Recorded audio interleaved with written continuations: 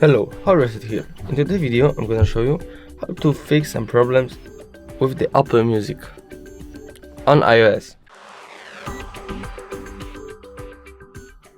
So all you want to do is, first you want to go to the App Store, go to the search bar, go to the music,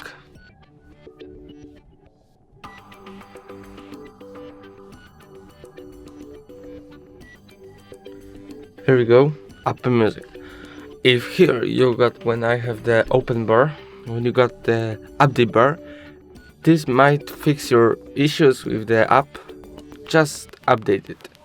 But if you got updated app and still got some issues to fix, I'm gonna show you the another way.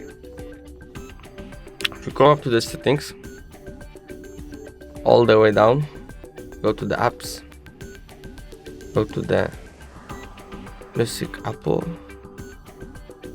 here we are, and you got all the settings here, like show Apple Music, join Apple Music, show all purchase, sound check. This might fix your problems when you don't have sound check, and maybe here we got some off and you want to some hard metal or the piano, you just click the piano and you got better piano voice on your app. That might fix your every issues with the app. If video was helpful, please leave a like and subscribe, and bye.